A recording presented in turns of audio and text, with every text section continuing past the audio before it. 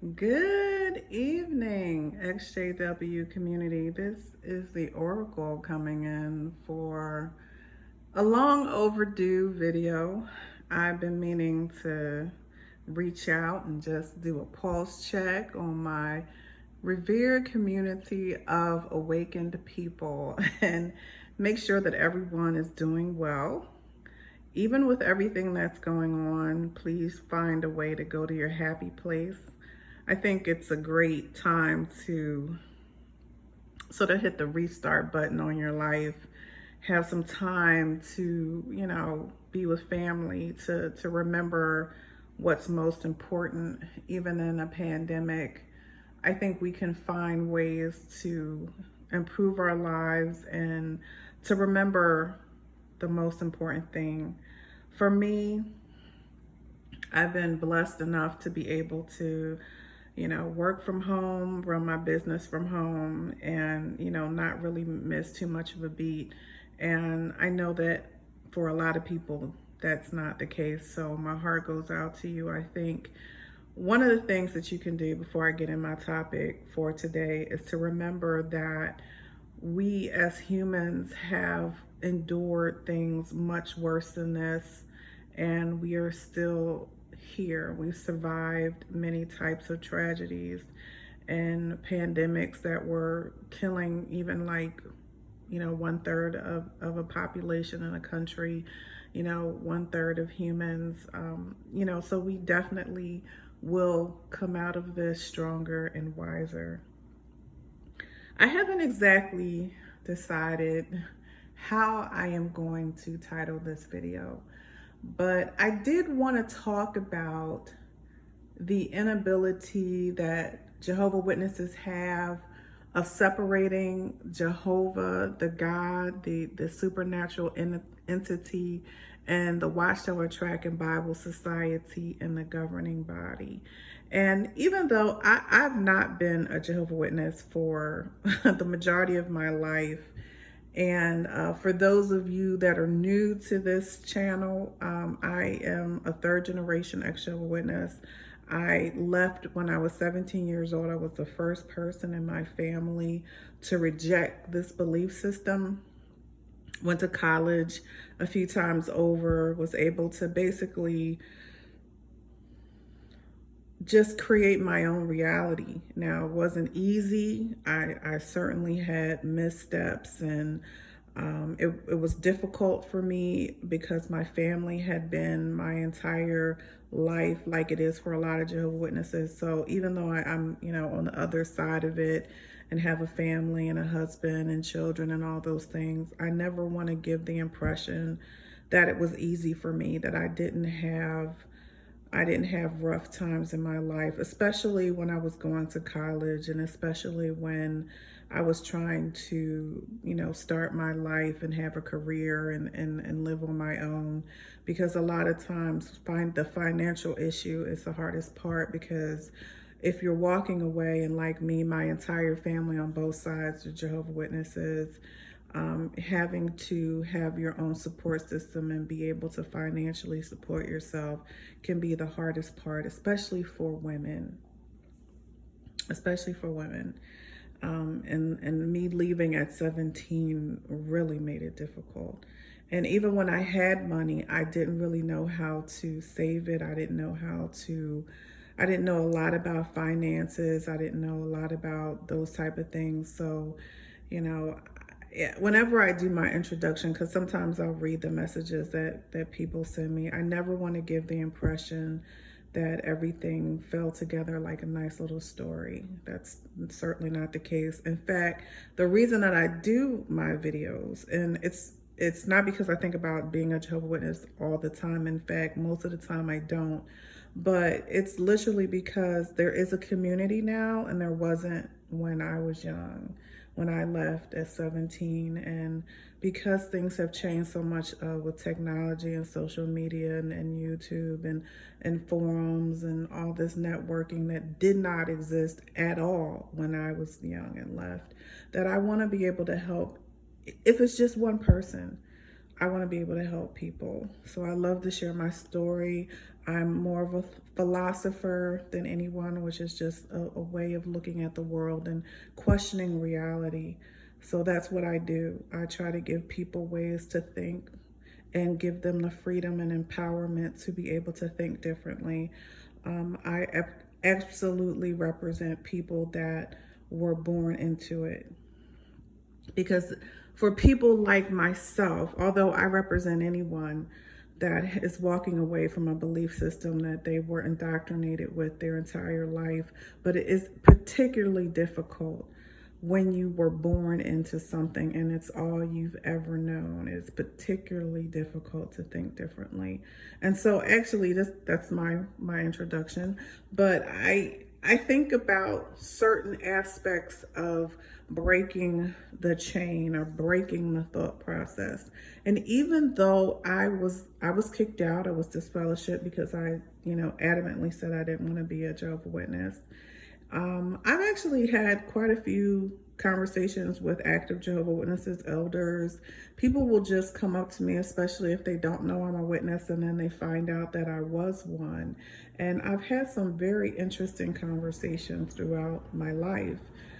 Some things that have just been like, I don't even know why you're talking to me. Like, I thought you weren't supposed to talk to me. So one of the fascinating things that I think is kind of like a thorn in Jehovah Witnesses' side is the fact that most people that leave the Jehovah Witness organization can clearly state that it is a cult. Now, you can clearly say, yes, all religions are cults, but there are some key factors that make the Jehovah Witnesses what we call a high control group, a high control cult. And one of those ways is that you don't have freedom to think for yourself. Your thoughts are controlled by a higher group. And if you break free and ask questions from that group, you're ostracized and you're kicked out and you're shunned. But I was having a friendly debate because a lot of Jehovah Witnesses think that, these ex-Jehovah Witnesses are unintelligent or they can't stand up to conversation or debate. So if I take the Bible and I sit down with them and, I sort of like, I'm going to be a rebel. I'm just going to talk to this apostate and prove that they're stupid or they don't know what they're talking about or they're angry. And I'm like, I'm not angry. Listen, I'm a philosopher. I'm not afraid of the truth. If you have truth and philosophy, we philosophers liken truth to water. Water is, whatever vessel you give me truth in, whatever vessel you give me water, if it's truth, I'm going to drink it. If it's water and I'm thirsty, I'm going to drink it. I don't have a dog in the fight. I have nothing to prove to say that, if you can categorically get me to believe that Jehovah Witnesses have the truth, I will take it. So I don't, if I really believe that you guys knew what you were talking about and you could sustain a point with me, I would totally follow you, because why wouldn't I? I mean, I want to be destroyed? That doesn't make sense. Like, I'm not, I'm not a martyr. I don't have anything like make me believe it.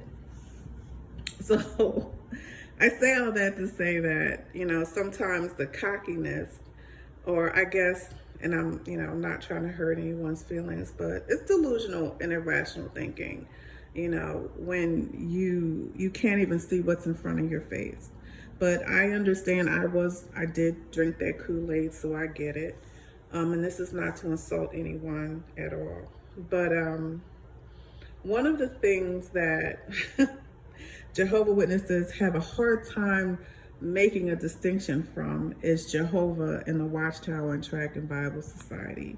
So for those of you that are uninitiated, Jehovah Witnesses believe that the corporation Watchtower, Tract and Bible Society is a spokesperson for the God that no one has met or seen. So they literally believe that they are the voice. So, and I'm gonna go further and say that they believe that the governing body, which is about 8 men, it comes and goes between 8 and 15 men that are the spiritual heads of the organization. And they believe that they can speak for an entity. So I was having a conversation with an elder, and he was trying to, had his Bible, had all his books in front of me, and he was trying to get me to accept that Jehovah Witnesses knew the truth. And I'm a sneak attack. I don't even mind saying that. I can be a little bit arrogant when it comes to debating, because I used to be on a debate team, and I had like a track record of no one beating me. I'm very good. I like to play poker. So I love for people to, I'm sort of what I consider to see, you won't even see me coming. So go ahead, get your books, because I'm just gonna prove to you with, simple philosophy that you don't know what you're talking about. So I let him, read his scriptures, blah, blah, blah. And so I asked him a question, because one of the things that Jehovah Witnesses like to talk about is we don't believe in, the occult, and we don't, and I did a whole video on that, because they actually really do. And they don't believe in, angels speaking to humans, or people, like psychics and all this kind of stuff. But actually, if you're actually aware, they actually do believe in those things. And so I asked him a question. I said, how is it that the governing body is able to make decisions and say that they can speak for Jehovah, because they've never met Jehovah? And he's like, you're right. And I'm like, so a group of men get together. What are they channeling the spirit of Jehovah? Like, do they go to a room? Is that like a secret? Is that what the governing body does? Like, do they go to a room and do they like chant, and does Jehovah like show up? Like, so he's like, no, of course not. We don't believe in those things. So I'm like, so yes, you believe that these men are the spokespeople for Jehovah. Yet there's nothing that you're showing me that says that they are infallible. Because I'm going to talk about some of the things that you're teaching where that actually is a different teaching than what I was raised with. And he's like, yeah, we've had new light. And again, I did a whole video on new light. And I'm like, so who was making the decisions when you had the previous teachings, and who was making the decisions when you had the change in teachings? Was it the same men? And he was like, I'm and again, this is what happens when you start asking direct questions. He's like, I'm not sure what you're trying to say. So I'm saying, so if I am to believe that a group of men that is the spokespeople or the spokesperson or persons for Jehovah, then their words and their teachings should be infallible. They should not come back every 5 years or 10 years and keep making corrections on their teaching. And he was like, well, we do our best, but we are imperfect. So I'm like, so which one is it? Is it imperfect men that sit in a room and talk about where they want to steer an organization, or is it that they are the spokesperson for Jehovah?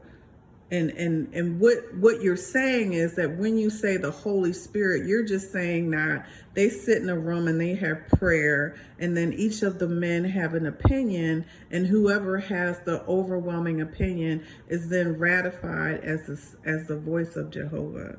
That's actually what happens. But there's no supernatural entity that, unless you're saying that. Is that what you're saying, that the overwhelming tide actually is an indication that there is a supernatural persuasion on that particular topic or subject or belief? And he was like, well, yeah, that's basically what I'm saying. And I'm like, okay, I can go with that if it didn't change over time. Because your beliefs change over time. If it didn't, you wouldn't have something called new light. And he was, and you know, there was, he's like, well, we have faith. And I talked about what happens when you put a religious person or someone in a cult on the spot and they can't come back with a good answer. They will then go to, well, I have faith that this is the right thing. And that's fine. That's fine. Here's a bigger point that I'm making. The average Jehovah Witness that you talk to, someone that's really heavily indoctrinated, they will say Jehovah all the time. You know, like even when, especially, and they really work on young people, but they're really not talking about Jehovah. What they're really doing is they're talking about the organization. So because they can't make a distinction between the supernatural being or the God or the head of the gods, Jehovah, and the Watchtower, Tract, and Bible Society. And with the Watchtower, Tract, and Bible Society, which is a very good indication that they're a cult, is that they have indoctrinated their members that they can't tell the difference. Everything that is a decision of the organization, they make it so that it is coming from Jehovah. So the average Jehovah Witness can't tell you the difference between Watchtower, Tract, and Bible Society organization and Jehovah God. Because and that's when we ended, because I said, okay, so let's just play a game here. Let's say that Jehovah actually showed up and he called people to a mountain. And he showed up, however form that he showed up, and he invalidated 80% of what the Watchtower, Tract, and Bible Society was teaching. What would you do? I mean, how would you deal with, now you can't deny that this is Jehovah, but the entity has made an appearance. And he's saying this man-made organization with these human beings that have been trying to interpret me have made many, many mistakes on trying to interpret what I think. What would the members do? And how would they react? And see, that's my point. When I said that to this elder, he said, well, I can see that you really aren't interested in an open-minded debate. I'm like, you literally shouldn't even be talking to me right now, because I'm disfellowshipped and I'm, quote unquote, an apostate. But I'm asking you serious questions here because because I saw his face when I'm like, so tell me about spirit channeling. And he's like, what? Excuse me, spirit channeling.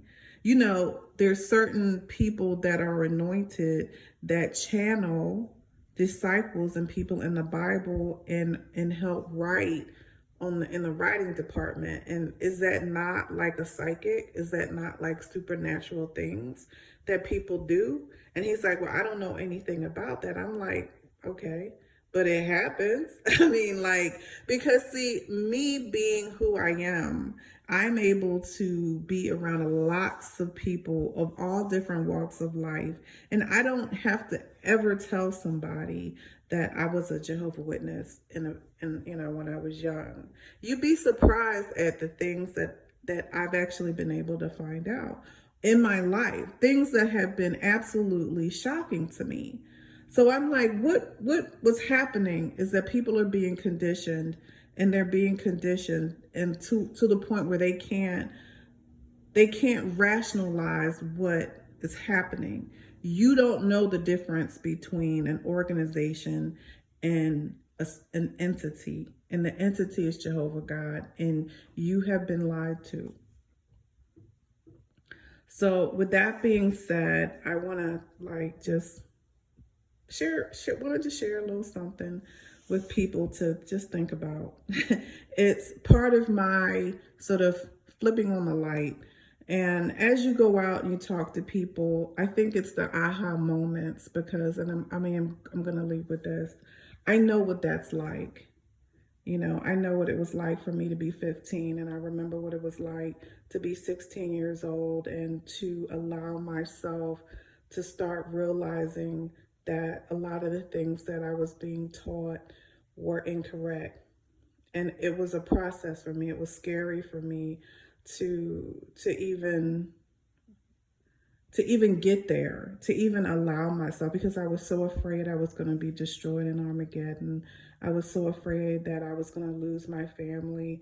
But it was those little light bulb things, those little aha moments. Like, what if they really don't know, you know, about Armageddon? What if everything they're thinking is a lie, you know?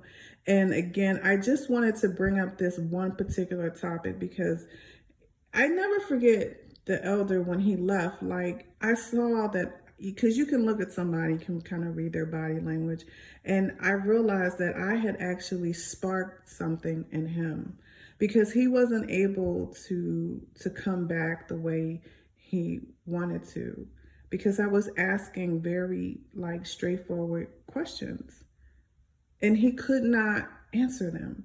All he could do was tell me, which is what a lot of Jehovah Witnesses are doing. I'm going to believe this regardless. And so it's you can sustain points and facts with me. This is what I have decided to believe, and regardless of, you know, sexual abuse, child abuse, and I can I can justify all of those as people, you know. But when you start talking about the teaching and talking about some of the organizational issues and some of the mind control tactics that's being done, they just, again, may not at that particular moment be able to grasp it. But you wanna plant the seeds. You wanna spark, you know, the neurons in someone's brain to start thinking. And it may not happen then, but it will happen at some point, hopefully. The more that we have these conversations, the more that people will wake up. And we've done our part. So again, it was wonderful having this time with you. Please stay strong in these times. Please continue to, you know, feel good about yourself and everything that you're blessed with. Every day that you wake up is a blessing. I look forward to sharing with you again. Enjoy the rest of your day.